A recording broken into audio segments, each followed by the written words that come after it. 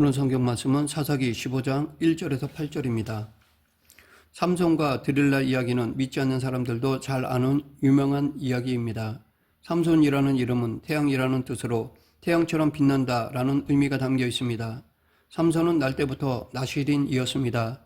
단 지파의 마노아라는 사람이 있었는데 그와 아내에게는 자식이 없었습니다. 그러던 어느 날 그의 아내에게 하나님의 사자가 나타나서 아들을 낳을 것이라는 소식을 전해주면서 이 아들을 나실인으로 키워야 한다는 사명을 주었습니다. 사사기 13장 4절 5절 그러므로 너는 삼가 포도주와 독주를 마시지 말며 어떤 부정한 것도 먹지 말지니라. 보라 내가 임신하여 아들을 낳으리니 그의 머리 위에 삭도를 대지 말라. 이 아이는 태어나서 나음부터 하나님께 바쳐진 나실인이 됨이라. 그가 블레셋 사람의 손에서 이스라엘을 구원하기 시작하리라 하시니 나실인은 하나님께 드려진 사람으로 나실인 서약 기간 동안 세 가지를 하면 안 되었습니다. 첫째, 포도주와 독주를 마시면 안 되었습니다. 둘째, 머리털을 자르면 안 되었습니다. 셋째, 시체를 비롯한 부정한 것을 만져서는 안 되었습니다. 그렇기 때문에 당연히 부정한 음식을 먹어서도 안 되었습니다. 한마디로 나실인은 하나님 앞에 구별된 삶, 성결한 삶, 거룩한 삶을 살아야 했습니다. 하지만 삼손은 자라면서 나실인의 의무를 지키지 않았습니다. 사실 삼손의 입장에서 보면 억울할 수도 있습니다. 왜냐하면 자기가 나실인이 된 것은 자기 의지와 상관이 없었기 때문입니다. 자기 스스로 나실인의 서약을 한 것이 아니라 하나님이 일방적으로 그렇게 정하셨기 때문입니다. 그래서 한편으로는 삼손의 불평이 이해가 가기도 합니다. 솔직히 해서는 안 되는 일이 많은 나실인의 삶은 스스로 자원해서 결단해도 쉽지 않은데 자기 뜻이 아니라 태어나기 전부터 이미 정해져 있었으니 그에 대한 반발심이 있었을 것입니다. 삼손에게는 아주 큰 약점이 있었는데 그것은 바로 여자 문제였습니다. 여자 문제가 있는 것만으로도 심각한데 삼손은 이스라엘 여자가 아니라 당시 이스라엘의 적국인 블레셋 여자들에게만 관심을 보였습니다. 하루는 삼손이 딥나라는 곳에 갔다가 한 블레셋 여자를 보고 부모에게 그녀와 결혼하겠다고 하였습니다. 물론 당연히 부모는 말렸습니다. 그러나 아무리 삼손의 부모가 반대했지만 자식이 이기는 부모 없다고 결국 허락하고 말았습니다. 나실인으로 서약한 아들이 블레셋 여인과 결혼한다니 기가 막힐 노릇이지만 막을 방법이 없었습니다. 그래서 삼손과 그의 부모가 함께 딥나로 내려가는데 아마도 상견례 비슷한 것을 하려고 갔던 것 같습니다. 그런데 딥나의 포도원에서 사자를 만나게 되었습니다. 삼손은 그 사자를 찢어 죽였습니다. 하지만 삼손의 부모는 이 사실을 몰랐습니다. 얼마 후 정식으로 딥나의 블레셋 여자를 아내로 맞이하기 위해 삼손은 다시 딥나로 가서 자기가 죽인 사자 옆을 지나가다가 사자의 죽음에 벌떼가 있고 꿀이 고여 있는 것을 보았습니다. 그것을 본 삼손은 그 꿀을 먹는데 살짝 찍어 먹은 것이 아니라 아예 꿀을 퍼다 걸어가면서 먹었습니다. 나실인의 규정 중 하나가 부정한 시체를 만지면 안 되는 것이었습니다. 그러나 삼손은 사자 죽음을 만지는 데에 거리낌이 없었고 심지어 그 꿀을 자기 부모에게까지 갖다 주었습니다. 당시 결혼을 하면 신랑이 신부집에 가서 일주일 동안 잔치를 벌이는 풍습이 있었습니다. 삼손은 혼자 신부집에 갔기 때문에 그곳 사람들 중에 젊은 남자 30명을 불러서 삼손과 함께 있게 하였습니다. 그들은 블레셋 풍습에 맞춰 신랑인 삼손의 들러리 노릇을 해준 것이었습니다. 그런데 잔치가 무르익자 삼손은 들러리 노릇을 한 30명의 블레셋 젊은이들에게 수수께끼를 하는 데였습니다. 그들이 잔치 기간인 7일 안에 답을 맞히면 삼손이 그들에게 베옷 30벌과 겉옷 30벌을 선물로 주고 반대로 그들이 맞추지 못하면 자신에게 베옷과 겉옷 30벌을 달라고 내기를 하였습니다. 그 문제는 바로 먹는 자에게서 먹는 것이 나오고 강한 자에게서 단 것이 나왔느니라 였습니다. 삼손이 사자를 찢고 거기서 꿀을 먹은 것을 수수께끼로 낸 것입니다. 블레셋 청년들이 머리를 모아봤지만 도무지 답을 찾지 못하였습니다. 그러자 이 청년들은 삼손의 신부에게 몰래가서 불살라 죽이겠다고 위협하며 답을 알아오라고 하였습니다. 그래서 신부가 일주일 동안 조르고 졸라서 마침내 삼손에게 답을 알아내 그들에게 알려주었고 그들이 정답을 말하자 삼손은 너희가 내 암송아지를 밭갈지 아니하였더라면 내 수수께끼를 풀지 못하였을 것이라고 대답하였습니다. 이때 삼손은 억누를 수 없는 분노에 사로잡혀 아스골론이라는 다른 블레셋 마을로 가서 30명을 죽이고 옷을 빼앗아 약속대로 딥나 사람들에게 나눠주고는 집으로 돌아갔습니다. 그런데 신부의 아버지는 삼손이 분노하며 집으로 가자 파혼된 줄로 생각하고 딸을 삼손의 들러리로 왔던 청년 중 한 사람에게 주었습니다. 그 후 문제가 발생하는데 삼손이 다시 아내를 보겠다고 온 것이었습니다. 그러자 당황한 신부의 아버지는 삼손이 자기 딸을 미워하는 줄로 알고 다른 남자에게 시집 보냈고 그래서 이제 큰 딸 대신 작은 딸을 주겠다고 하였습니다. 그 말을 들은 삼손은 더 크게 분노하였습니다. 삼손이 그들에게 이르되 이번은 내가 블레셋 사람들을 해할지라도 그들에게 대하여 내게 허물이 없을 것이니라 하고 이것은 너무나 큰 비약입니다. 자기 장인이 잘못 알고 자기 아내를 다른 남자에게 시집 보낸 것은 개인적인 일인데 이것 가지고 어떻게 이번 많은 블레셋 사람들에게 어떤 손해를 끼쳐도 허물이 없을 것이다 라고 말할 수 있을까요? 그리고 이때 분노한 삼손은 놀라운 일을 벌였습니다. 삼손이 가서 여우 300마리를 붙들어서 그 꼬리와 꼬리를 메고 회를 가지고 그 두 꼬리 사이에 한 회를 달고 회에 불을 붙이고 그것을 블레셋 사람들이 곡식밭으로 몰아들여서 곡식단과 아직 배지 아니한 곡식과 포도원과 갈람나무를 사른지라. 그런데 그곳에 여우 300마리가 있었던 것도 신기하고 또 300마리를 어떻게 잡았는지도 놀랍기까지 합니다. 어쨌든 여우 300마리를 두 마리씩 꼬리를 묶고 그 사이에 회를 깨어서 불을 붙여 추수를 앞둔 밀밭에 풀어놓으니까 꼬리에 불이 붙은 여우들이 마구 뛰어다니며 밀밭뿐 아니라 포도밭과 갈람나무까지 다 태워버렸습니다. 아마도 마을 전체가 불길에 휩싸였을 것입니다. 이것을 본 블레셋이 발칵 뒤집혔습니다. 그리고 이 일에 대한 응징을 하였는데 블레셋 사람들이 이르되 누가 이 일을 행하였느냐 하니 사람들이 대답하되 딥나 사람의 사위 삼손이니 장인이 삼손의 아내를 빼앗아 그의 친구에게 준 까닭이라 하였더라. 블레셋 사람들이 올라가서 그 여인과 그의 아버지를 불사르니라. 블레셋 사람들이 방화범을 추적한 결과 삼손의 장인이 아내를 빼앗아 들러리 섰던 친구에게 아내로 주었기 때문에 삼손이 그런 일을 저질렀다는 것이 밝혀졌습니다.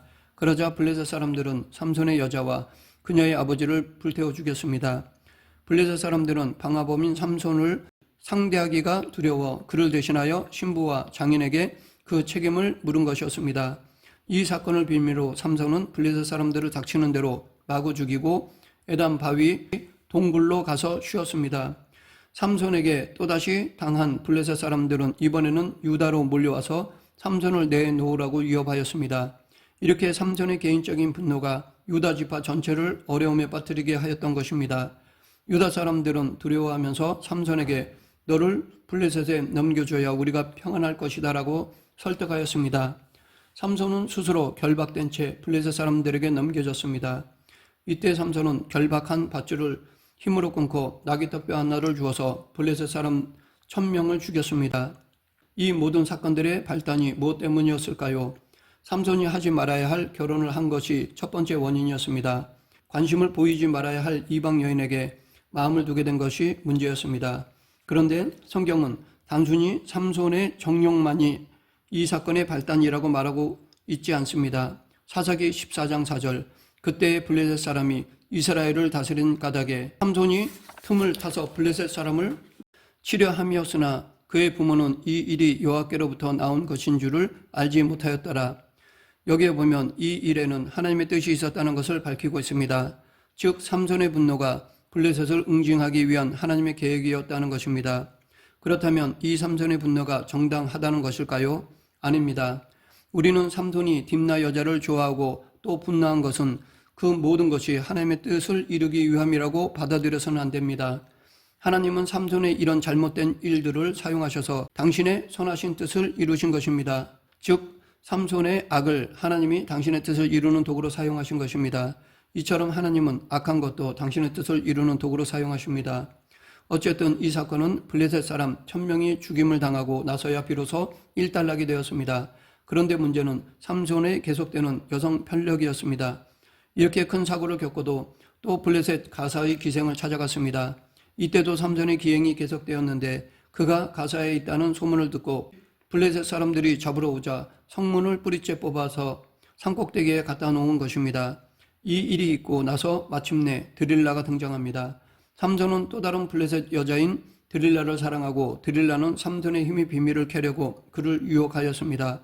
드릴라는 밤마다 삼손에게 힘의 비밀을 알려달라고 졸랐습니다. 그때마다 속였지만 3번이나 속은 드릴라는 포기하기는커녕 더 집요하게 삼손을 괴롭혔습니다. 삼손은 그로 인해 마음이 괴로워서 죽을 지경이 되었습니다.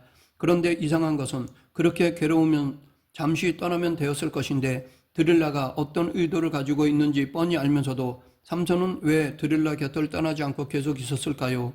자기를 죽이려고 하는 것임을 알면서도 계속 함께 있었을까요? 이것이 삼손의 치명적인 약점입니다. 그는 유혹을 뿌리치지 못하였습니다. 더 근본적으로 자기의 정욕을 극복 못하였습니다. 그래서 결국 삼손은 자기의 비밀을 털어놓았습니다. 머리를 밀린 삼손은 힘을 잃게 되고 결국 블레셋 사람들에게 결박되어 2눈이 뽑히고 온갖 수모와 조롱을 당하였습니다. 이것을 보면서 한 가지 의문이 생기는데 그러면 삼손은 어째서 여자들에게는 분노하지 않았을까요? 그렇게 괴롭힘을 당하면서도 왜 삼손은 여자한테는 복수를 하지 않았을까요? 삼손의 이런 심리를 심리학자는 삼손 컴플렉스라고 부릅니다. 이 삼손 컴플렉스는 사람들, 특히 여성에게 지속적으로 거절과 배신을 당하고 이로 인해 느낀 극심한 분노를 다른 사람들에게 충동적이고 공격적으로 행동하는 것을 말합니다. 여성에게 배신과 거절을 당했는데 그것을 다른 사람들, 특히 남성들에게 푸는 것입니다. 만약 다른 사람들에게 분노를 쏟아내지 못하면 그 화살이 자신에게 돌려져 자신을 죽이는 데까지 이르게 된다고 합니다. 이것이 분노의 양날입니다. 이쪽에서 당하고 저쪽에 가서 풀고 그것이 안 되면 자기를 해야 하는 방향으로 나가는 것입니다. 이렇게 사랑이 증오로 변하는 비정상적인 사랑의 행태를 우리가 간과해서는 안 될 것입니다. 삼손은 요즘 사람들이 말하는 분노 조절 장애의 증세를 보였습니다. 그런데 삼손은 마지막 순간에 분노를 조절하는 방법을 터득하였습니다. 그것은 바로 기도였습니다. 죽음이 코앞에 이르자 나시린으로 구별된 삶을 살라는 명령을 밥 먹듯 어기던 삼손이 하나님께 기도하였습니다. 그것도 자신이 아닌 이스라엘을 위해 기도하였습니다. 그리고 그의 마지막은 그의 기도대로 이스라엘을 위한 죽음이 되었습니다. 삼손은 20년간 이스라엘의 사서로 있었지만 어느 누구한테도 인정받지 못하였습니다. 엄청난 힘을 소유한 그를 두려워했을 뿐 누구도 존경하지 않았습니다. 그래서 한편으로 삼손은 그 힘과 능력에 비해 너무 인정받지 못한 사사가 되고 말았습니다. 어쩌면 자기 의지와 상관없이 강요된 나시린의 삶이 삼손에게 채워지지 않는 목마름을 주었는지도 모르겠습니다. 더욱이 세상이 나시린에게 기대하는 부담 때문에 삼손은 더 많은 일탈을 하게 된 것인지도 모릅니다. 실제로 지금도 크리스천 가정에서 태어난 모태신앙으로 자란 자녀가 신앙생활에 부담을 많이 느끼는 경우를 볼 수 있습니다. 이런 사람들 중에는 성인이 되면서 교회를 떠나 다른 삶을 추구하는 경우도 많습니다. 이런 모습이 삼손에게도 있었다는 것을 알 수 있습니다. 나시린은 이것도 하면 안 되고 저것도 하면 안 되니까 왜 자기는 못하는가 하면서 분노가 쌓였을 것입니다. 삼손의 비정상적인 여성 편력은 해소할 수 없는 그의 분노가 찾은 엉뚱하고 잘못된 답이었습니다. 삼손의 생애를 보면서 이 시대에도 이 같은 분노가 쌓여 있다는 것을 알 수 있습니다.